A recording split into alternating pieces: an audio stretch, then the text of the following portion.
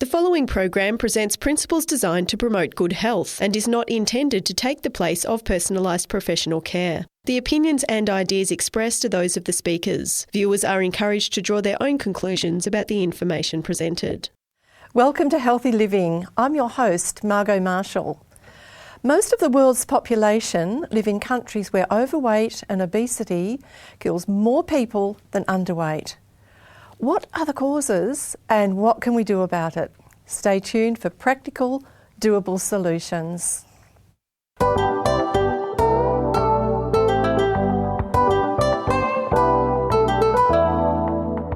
Healthy Living is a 13-part production of 3ABN Australia Television, focusing on the health of the whole person, body, mind and spirit. You'll learn natural lifestyle principles with practical health solutions for overall good health.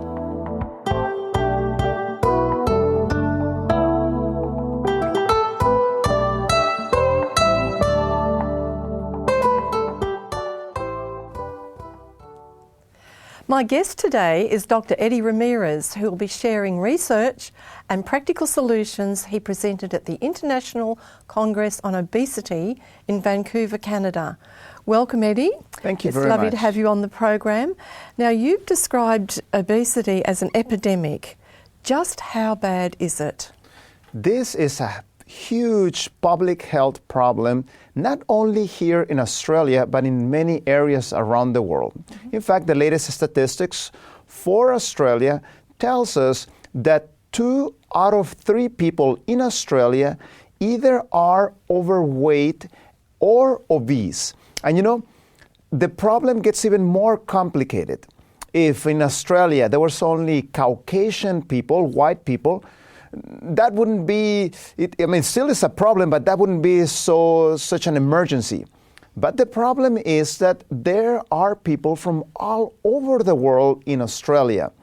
And obesity affects certain minority groups worse than others. Is that right? So when I went to India, I was doing a series of conferences. In fact, I'm involved in a few research projects with them. I don't know how you do all you do. It just seems we keep hearing about the research you do, and I'm really, really pleased. I want to say this, that we have you on our program because you do have really good cutting-edge information to share on a lot of subjects, including this one. So tell us more. That's right. So I learned there's something fascinating.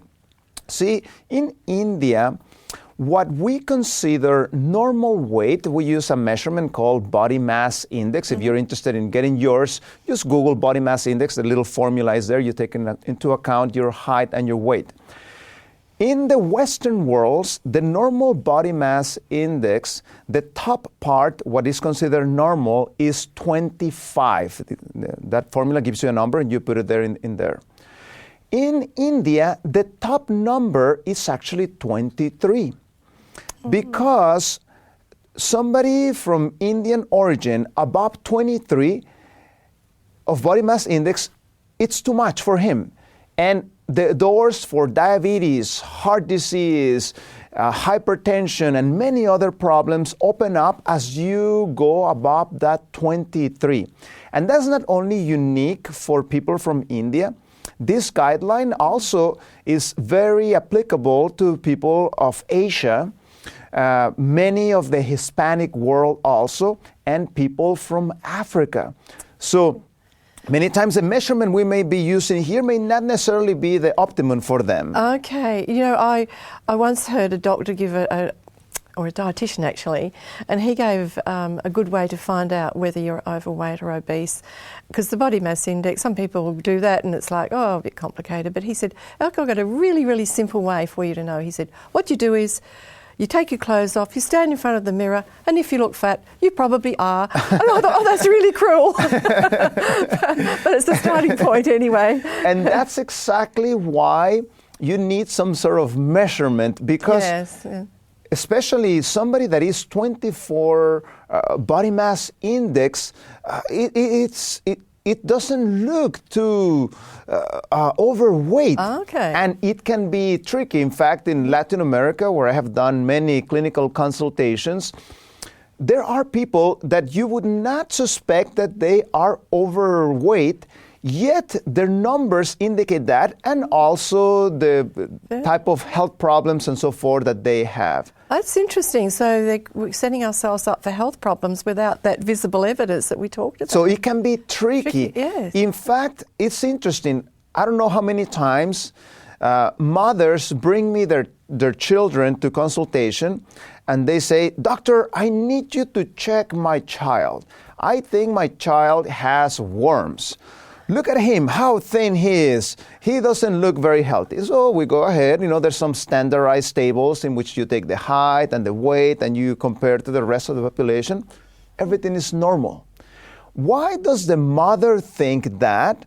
Because when he is being compared to the rest of his peers, Yes. he actually looks thin compared to the other ones that actually may be having some weight issues. In fact, statistics in Australia tells us that 1 out of 4 kids in Australia are overweight and obese. 1 in 4. That's a really That's a sad way to big start, number. because it's so hard once weight has been gained. It's hard to get on top of that. So. And when I used to do, But what yes. about the extent of this problem overseas and everything like that? Like, is it?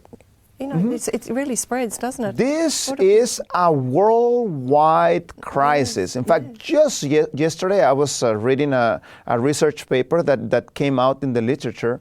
It was showing how around the world metabolic problems are increasing even in third world countries. Oh, really? So high blood pressure, cholesterol, diabetes, and obesity are increasing dramatically when compared to just a few years. Oh. See, I used to go to Hawaii to help there with a lifestyle program. Oh, okay. And you see something fascinating there. There is a lot of Japanese people that like Japan, that like Hawaii, and even some signs in the roads are in Japanese and so forth. But when you go to a restaurant there, you see something interesting. You can quickly tell who is first and second generation, who is third and fourth generation. You can tell that just by looking at the people. Oh, my you goodness. see that the third and fourth generations, those tend to be obese or overweight, while the first and second generation tends to be thin and have their normal weight. Mm-hmm. And how do you actually know that they're third and fourth generation? By the language they speak. The first and second generation, they're not comfortable with the English, so they speak the Japanese, while the third and fourth generations, those are actually losing their Japanese and they're more comfortable talking in English. Okay. So as being somebody that is interested in languages, you can quickly see there how the genes didn't change, but the diet and the habits change. Speaking of languages, I just have to put this in. I asked you how many languages you speak, and you were very modest, and you said, "Oh, I don't speak them very well," but was it 6 or 7 languages? Somewhere there. That's very impressive, and it's actually inspired me, and I'm actually thinking about learning a language. Very good. Just on the basis of that. But go on, I just sort of... So we have this pattern in which obesity is increasing. In America, they did a fascinating study. Back in 1985, the public health organism of the country, called the CDC, realized that they were having a big crisis in their hand as obesity and overweight was increasing in the country. Mm-hmm. So what they decided to do, they decided to map the problem to see in which areas of the world this problem was prevalent and common. And we can see in screen one of the graphics that they release. And you can see here that using color codes, the dark blue color, it means that from 10 to 14% of the people living in that state, they had a problem with obesity in that state. So you can see what is called the South in America started to have an issue there. So let's walk through time so we can see how this advanced. 87, 88, 89, 90. We continue. with the 91, and you can see that a new classification was put on. Now that very dark blue color is where 15 to 19% of the people were overweight and obese. And we continue 96, 97, a new classification. Now more than 20% of the people in those states are obese.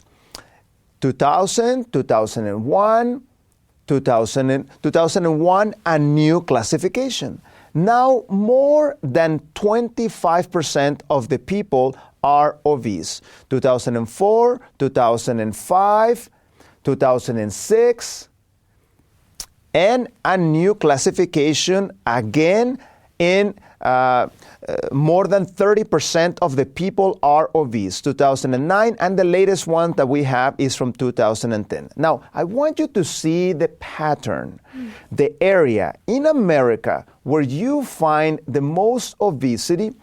It has the name the Bible Belt because you find the highest amount of evangelical Christians in that area.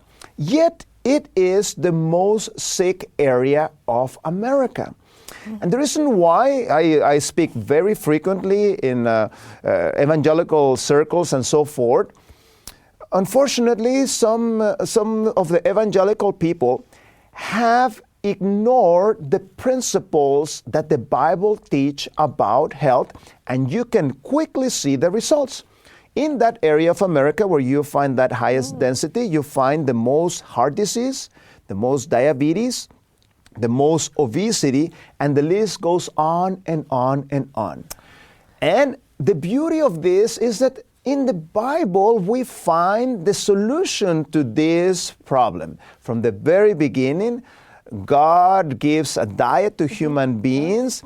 At the time of Noah, God introduces a new element, yet he puts some rules depending on which animals you're supposed to eat, which animals you're not supposed to eat. Before there were Jews and things, so people say, oh, because in the cross these things were done away. Not necessarily. This was a principle for human beings. Go ahead. Just in case not everyone's familiar with what God recommended right there at creation, what foods did he recommend for human beings right at the beginning there? That's right. At the beginning, God introduced the fruit type of foods with some nuts.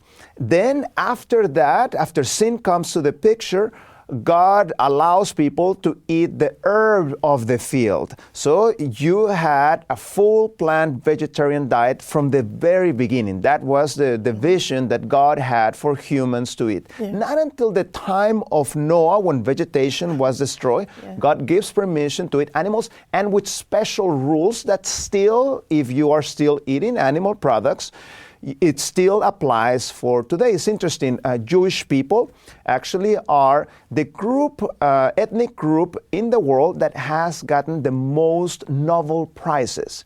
See, because when you partake of those animals that are not in that list, actually your IQ decreases. We don't have time to talk about that, but actually it has a negative effect in the brain, such as the partaking of pigs, meat, and so forth. So there's a connection with brain health? Absolutely. Now, females tend to have more of a problem with their weight. And the reason why is because they tend to be small. Usually, the type of work they do, they are less active, and also because of the biological purpose that God had for them. They need to have the baby developing inside of them, so the body tries to have enough reserves in order to help that baby grow properly. That's the reason why females tend to have a little bit more of a problem, while males have muscle mass, and muscle mass tends to burn more calories. Quite a lot more calories. Muscle burns a lot more calories than fat, doesn't it? That's right. Yes. So concentrate on that if you want to have some help. In a minute, we'll tell you the method. I also presented some research on the latest Obesity World Congress that happened in Vancouver, Canada. I presented 3 papers, and we can see the first of them in screen, we were finding out that regularity in eating and sleeping was helping with weight control and was also improving mental health. So that was very good finding. You need to have order in your life. That's interesting. So eating at regular times? That's right. And sleeping at regular times? That's right. Even on the weekend? Even on the weekend. Then the second paper I presented there, it was about how plant-based diets are one of the best ways. And please notice in the little graphic on the bottom right, it was showing that a full plant vegetarian nutrition will actually, if you are normal weight or underweight, it won't affect your weight.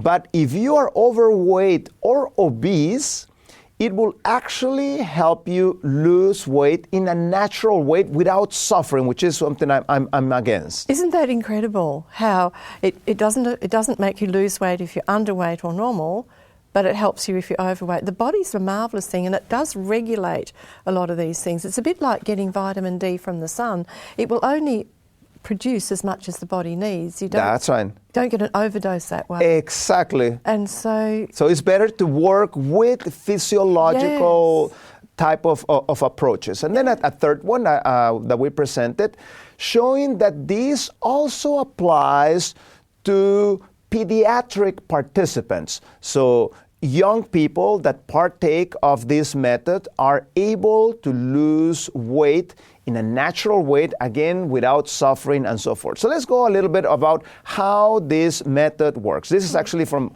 what is called the New Start program. If you Google about the New Start program in Weimar, you can see if you're interested in even coming and being one of these patients in our place. Mm-hmm. So there is something that is called the point theory. That's the name of it. The point. The point theory. Which says that you usually tend to maintain a certain equilibrium.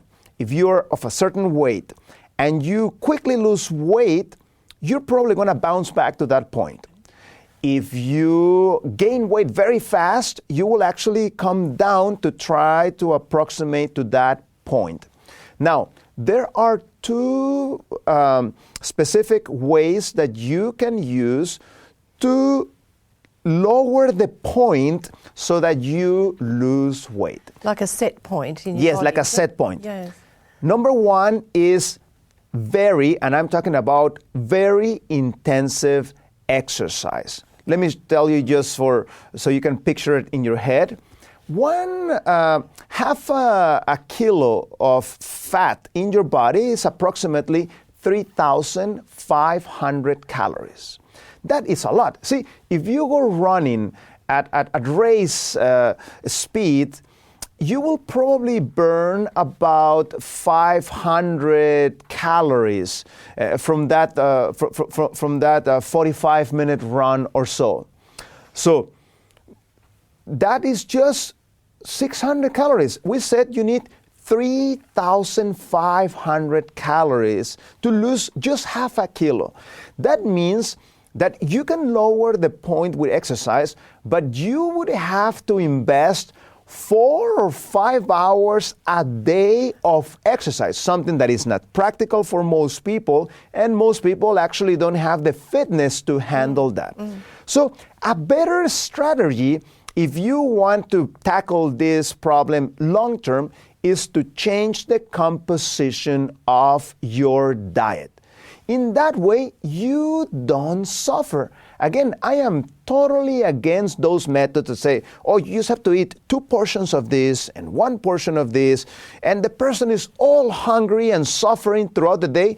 Look, you can do that for a week, you can do that for 2 weeks, but long term, that is just not acceptable. No, it's just unsustainable, isn't it? In the study that we were presenting, the way that our patients ate, it was buffet style. Patients just serve themselves what they wanted, of course, encouraged in moderation, and automatically their bodies start to lose that weight. Now, we need to understand that fats increase the point. So foods that have too much fat, like free oils, that one will increase the point, while starch and vegetables will decrease the point. So what you need to do, you need to change your plate, and you need to make sure that you're eating 1/3 of your whole plate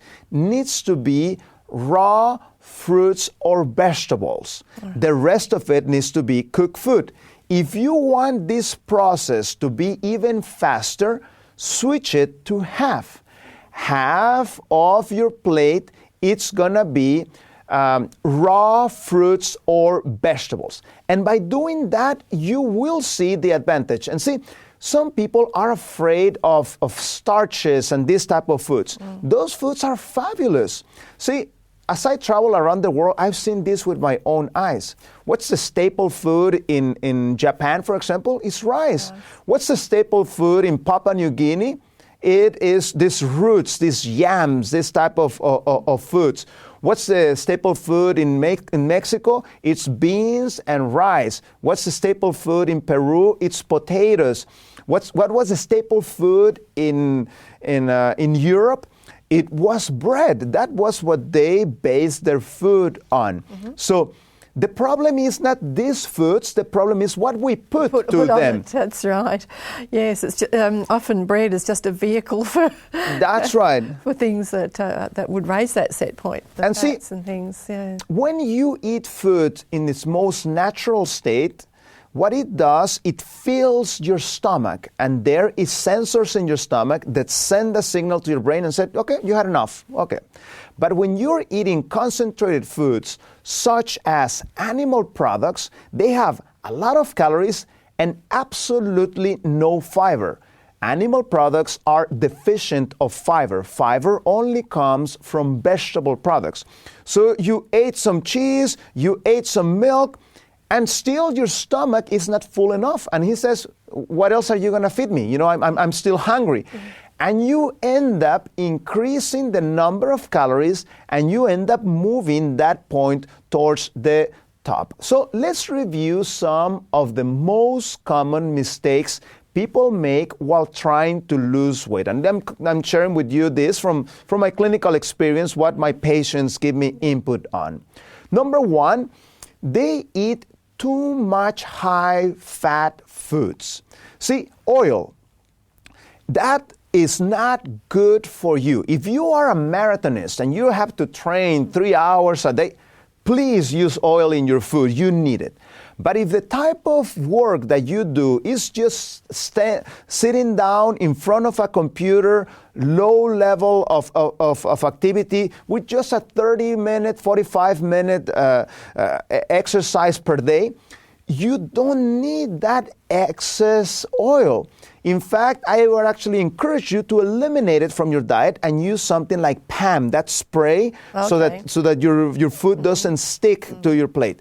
And I'm talking also about olive oil. Some people say, oh, it's olive oil, you know, it must be healthy, and here comes on the salad. You're putting a bomb of calories there. Yeah. So oils, be careful. Number two, be careful with sugars. Sugars are concentrated food. Sugars increase a very important hormone in your body called insulin, and insulin helps you gain weight. And beware, honey also has that effect. Even the Bible says, a little bit of honey is good for you. Follow that counsel. Not because it's honey, it doesn't mean that it's not going to do that reaction when it's eaten in excess. I remember reading through the book of Proverbs, which was written by the wisest man who ever lived, King Solomon. And he even wrote a couple of proverbs about honey, which kind of surprised me the first time I actually saw it. And one of them says, if you find honey, eat just enough. Too much and you'll vomit. That's right. Very true. That's very, very graphic, very true. Yeah. So be careful with ingredients that end in O's. Fructose, glucose, maltose, all those things are sugars. Next problem, blenders. Beware of blenders. People right now are very much into smoothies and juices. These things are concentrated calories. Once in a while you eat this, no problem. But as an everyday thing, if your goal is to gain weight, go for it. But if your goal is to lose weight, beware of blenders as they destroy the fiber, increase the glycemic index of the food, increase the insulin response in your body, and encourage gaining weight. Another problem, alcohol. Huge problem, alcohol. Alcohol, by two problems, affects you. Number one, empty calories. Number two, affects your frontal lobe. So just one glass of wine, you probably had determined, I'm not going to overeat today. But when alcohol is on board, then those breaks don't work, and studies show you're going to end up overeating. And next thing, very important, dry fruit. Beware of dry fruit. Dry fruit are bombs of calories. Once in a while you eat this, is no problem. But I see people have this big bag of dry fruit. Those things are just bombs of calories. And finally, exercise. You need to increase the amount of exercise so that it can help you have healthy appetite, and it actually encourages self-control. So put those vegetables to work for you and lose weight in a natural, non-painful method. Something that's sustainable, something that you could see yourself doing for the rest of your life. If it's something you can only do for a short term, whatever that term is, that's not going to achieve what you want to do because you just can't sustain it. That's right, and that's why I like the CHIP programs that are taking place here. What does it mean, CHIP? Yes, we better straighten that out in case. Complete health improvement program. That's right. It's not the fried ones. So go ahead and Google one of those programs in your locality and try to see where is one of those programs. They have cooking classes and so forth. They're non-profit programs, and I would definitely encourage you to participate on one of them. Make sure that you use all the food groups that will help you lose weight, which are the fruits, the vegetables, the legumes, and legumes we're talking about the peas and the beans and the lentils, whole grains, and a little bit of nuts in quite moderation. Yes, well that's really good. I actually was speaking to someone who did the CHIP program. He needed a kidney transplant. They couldn't do it until he lost weight, and he wasn't able to. He went to CHIP, and in a short time, I just don't know how many weeks it was, he had lost enough weight to have the operation, but he didn't need it because his kidney function was normal. Incredible program, absolutely incredible. He had a few other good outcomes too, and I could tell you many of the outcomes that people have when they do that complete health improvement project as a community-based thing. So really a brilliant way, because often people do need support to make lifestyle changes, and that does it because it's done over a period of time. Well, we want you to have the best that life has to offer. So keep tuning in for more encouragement and strategies for healthy living. And if you'd like to watch our programs on demand, just go to our website 3abnaustralia.org.au and click on the watch button. We'll see you next time. You've been listening to a production of 3ABN Australia Television.